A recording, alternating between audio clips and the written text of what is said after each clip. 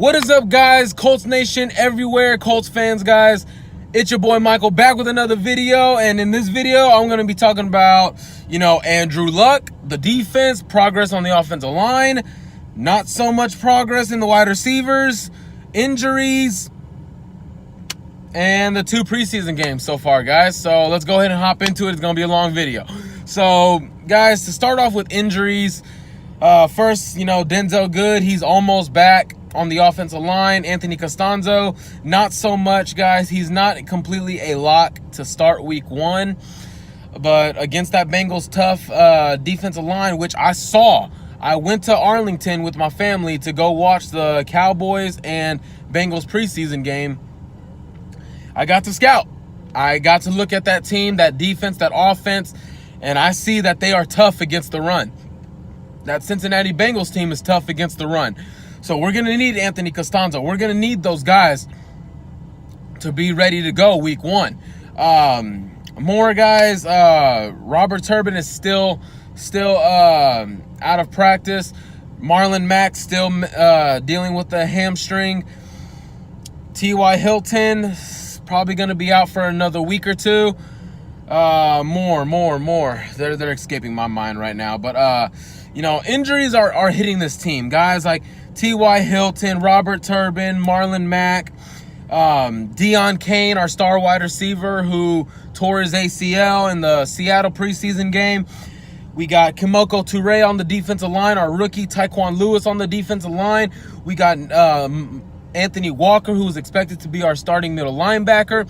Malik Hooker is almost back. We got guys, we got some injuries going on, guys. We got it. But, it's also a good opportunity for young guys to get experience, to get going. It's allowed guys like Jordan Wilkins to get more playing time and more time to flash when Marlon Mack and Robert Turbin are not able to be on the field. Kristen Michael even started last night. He got a couple of good runs. Also, Nyheim Hines. Oh, my Lord. This guy is putting the ball on the ground way too much. In 2 preseason games, he has put the ball on the ground 4 times. That is not how you win a roster spot. I honestly think he's one of those guys that's starting to get on the bubble. Because me personally, I watched that Baltimore game. I was furious. I am sick and tired of this ball getting put on the ground. I'm tired of it. Hold on to the ball. Nyheim Hines, he was never a guy known for his fumbles in college. But, man, going to the NFL, and I will admit I've heard and I've seen he has relatively small hands. But still, put that football right here and tuck it. It's not hard. Just tuck it. Tuck it, okay? Don't be so scared. Don't be so hesitant when you're on kickoffs embracing contact. Don't be so hesitant, okay? I know this guy's exposed. I know this guy can make plays. But he is diminishing himself when he is putting the football on the ground. I'm tired of it. I'm over it. I'm tired of it.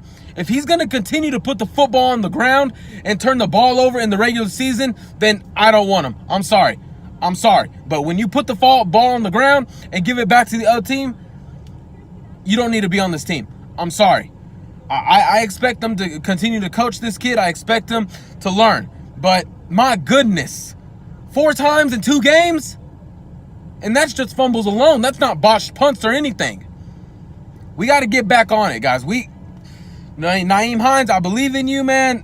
I have your back, but, dude, get it together quickly. Also, in the wide receivers, my goodness, one thing I noticed when it came to zone coverage against that Baltimore defense, Andrew Luck was able to find some holes. He was able to find some guys open. But when it came to man-to-man, my goodness, no one could get open. A soul could not find an opening. They couldn't. For whatever reason, I don't know. They could not get open unless you're Jack Doyle or something. My goodness, Ryan Grant couldn't get open. Chester Rogers couldn't get open. I was furious, guys. Ryan Grant, we brought you here for a reason. Get open. Chester Rogers, we want you to be the 3rd guy. Get open. This whole offense can't depend on just T.Y. Hilton. It can't. I mean, my goodness. Jack Doyle is Mr. Reliable. He showed that. He's still Mr. Reliable. Eric Ebron, able to show some capability. But my gosh, guys, when it comes to weapons, I'm not sure what Andrew Luck can do without weapons, guys. T.Y. Hilton, if this is what it looks like, if this is what we're going to be, T.Y. Hilton, come back quick. Because he opens things up for other guys. But when you can't get open against man-to-man, my goodness, guys. I'm not sure what other agilities or what bench press y'all have to do to get open, or just do more squat, more runs, get faster. I don't know what to tell y'all. Moving on from that, guys, when it comes to the offensive line, struggled a tad bit against the run, some in pass protection. But what I liked is how the middle three, Ryan Kelly, Matt Slauson, Quentin Nelson, they opened the field, allowing Andrew Luck to step up in the pocket and deliver a couple of throws to Jack Doyle. I liked a couple of things that Braden Smith, our rookie guard who started at right tackle against Baltimore, I liked a couple of things that he did. He got beat a couple of times, for sure. But, hey, I mean, honestly, I think it's either between Austin Howard or Braden Smith, because those are the only two guys that have shown me little to anything at right tackle. Trust me, the right tackle play is not up to my standards. I know dang well it's not up to Frank Reich's standards. I know that. But if they can find someone that's stable enough to start there, play after play, then they have to. I trust Anthony Costanzo at left tackle. Against Baltimore, LaRaven Clark was our starting left tackle. Got beat by Terrell Suggs a couple of times. I mean, it is Terrell Suggs, but, my man, you got to block. Sorry, you're the left tackle. You need a block, okay? No excuses. I guess that'll be all for the one quick thing. About Andrew Luck, a couple of bad decisions, a couple of bad throws. On the interception in the red zone, just getting the ball back. He forced a pass trying to hit Jack Doyle. I don't know, guys. I don't know how Jack Doyle would have caught that with 2 feet in bounds. I don't know what he was thinking. It was a forced throw. Defender made a good play. Batted the ball in the air, came down with it, interception. It was a good play on his part. But Andrew, those are just one of the things that we're trying to get you to learn from. Don't force it. I know you're in the red zone, but it's okay to just throw the ball away. It's okay to run for a 2-3 yard gain. It's okay. Don't force it into the end zone. Don't force it. It's one thing he is a little better at, but even in this game against Baltimore, guys, it just wasn't a good game all around. He never got into a rhythm like he did in Seattle. He never got into a tempo or anything, which is, I expect in the third preseason game, because Frank Reich said it's going to be very vanilla. We're not going to pull all the tricks out of the hat. But in the third preseason game, I want to see a little bit up-tempo. I want to see a little bit of that, because I think up-tempo Andrew Luck is the best Andrew Luck. So that'll be it for the offense. As for the defense, I saw some good things. The development of these young guys. We are a young team on defense, guys. And trust me when I say a young defense. Wow, a secondary. Quincy Wilson, 21 years old? Clayton Gathers, I believe he's 25, 26. Nate Hairston, 22. Malik Hooker, about to be 21, I think. Darius Leonard, our will linebacker, young. Anthony Walker, young. Najee Good, kind of young. He's like 26, 27 years old. So, on the defensive line, we got young guys too. Terrell Basham, Kimoko Toure, Grover Stewart, Tyquan Lewis. One thing I've noticed from this defense, and it's a promise that Chris Ballard and Frank Reich have held up, is we're faster on defense.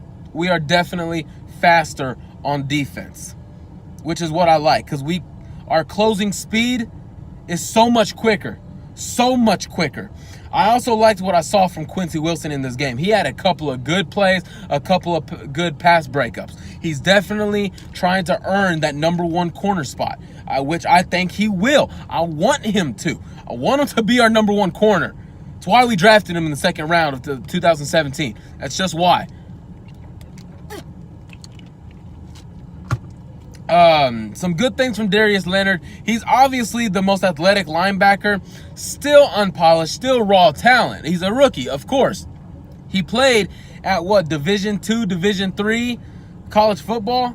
So, yeah, it's going to take him some time to get used to this NFL style, to this NFL speed, because I know it's much faster.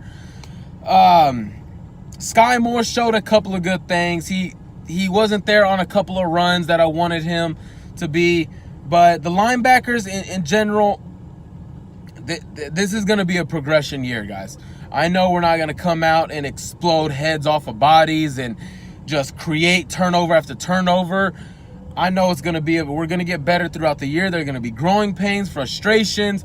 But I trust Matt Eberflus, guys. On this defensive line, John Simon is looking really promising. He's not as big as a defensive end is supposed to be, but he's quick and physical.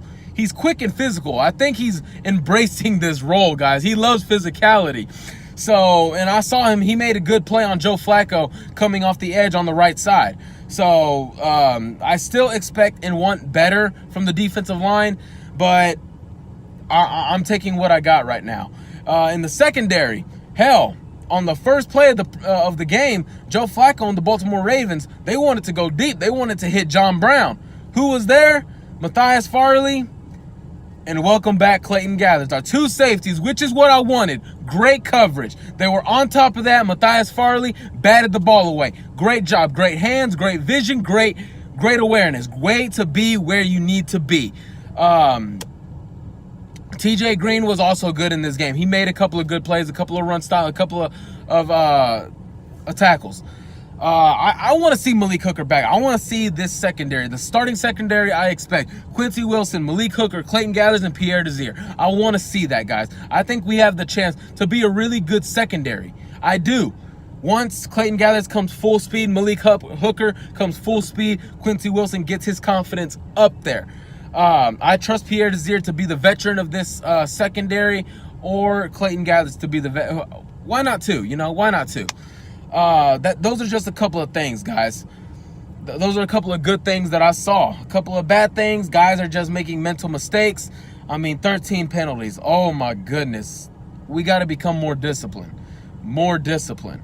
And I guess that's going to do it for this video, guys. You know, just oh man, it's a growing pain, but you know, that's what you do in rebuilding years, guys. You grow talent, you develop talent. You're going to have some good wins. You're going to have some frustrating losses. So that's what I expect from this team this year, guys. Follow me on Twitter if you're new, guys. Subscribe to my channel if you're new. I have great Indianapolis Colts content and college football TCU, mainly TCU football content on here, guys. I love what I do. I love talking football, guys. So shoot me a comment if y'all want to, if y'all have any questions or anything, or questions or concerns, guys. So it's going to be a short week for the Colts. They just played Monday. They're back again on the field Saturday against the San Francisco 49ers, against Jimmy Garoppolo. So we're definitely going to see how this defense can fare. Guess that's going to be it, guys. Go Colts.